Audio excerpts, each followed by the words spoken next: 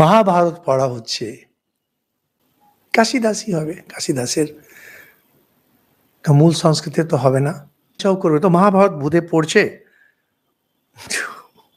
যা হয় বেশি পড়াশোনা করে না, স্পিডে পড়তে পারে না, সময়ের অভাব। সরিওয়ালাকে বললেন একে দে, জলের মতো পড়ে দেবে, সেগুলো ইম্পর্টেন্ট। মা খুব সুন্দর বলছেন, এই অধ্যায় শেষ না করে তো উঠতে পারবো না। ধর্মকথা যেখানে হয় মাঝখানে উঠতে নেই, শাস্ত্রের অপমান এটা। একটা কিছু আরতি আদি হচ্ছে, কিছু হচ্ছে, মাঝখানে উঠে এলাম, 5 মিনিট পরে উঠলে কি হবে, এমন কি অ্যাটম বোমা পড়ে যাচ্ছে। ভদ্রমহিলা শেষ করলেন মহাভারত। তিনি বলছেন মহাভারতকে মা হাত জোড় করে প্রণাম করে উঠে পড়লেন। এটা হিন্দু ধর্ম। পাঠ হচ্ছে যেখানে বসলেন, পুরোটা শুনলেন। একটা অন্য রুটিনও আছে, সেই জন্য বলছেন একটু তাড়াতাড়ি কেউ যদি পড়ে দেয়, প্রণাম করে উঠলেন। আপনারা বাল্মীকি রামায়ণ যারা পড়েছেন, বাল্মীকি রামায়ণ যারা শুনেছেন, আমাদের বাংলাতেও আছে, হিন্দিতেও আছে, তো আমরা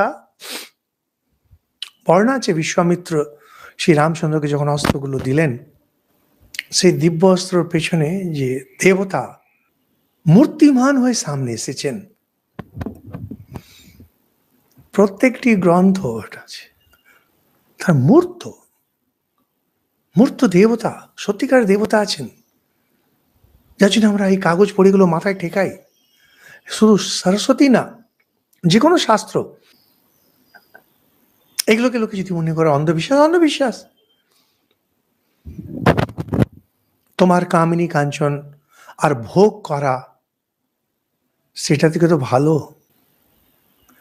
আমার কাছে এটা একটা বিরাট বড় সমস্যা, যে একটা বুদ্ধিমান চালবাজ লোক, বদমাইশ, তাকে বন্ধু রাখবেন না এটা অতি সাধারণ মূর্খ বা ভালো লোক, বলা খুব মুশকিল, বলা খুব মুশকিল।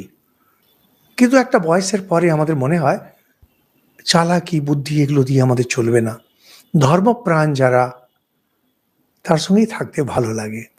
গাঁজাখোরের স্বভাব, গাঁজাখোরকে খোঁজে, এগুলো হিন্দু ভাব।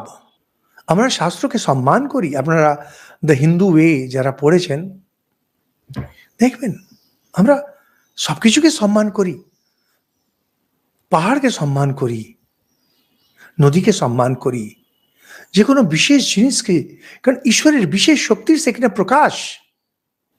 সে সীমা দেখাচ্ছেন প্রণাম করে।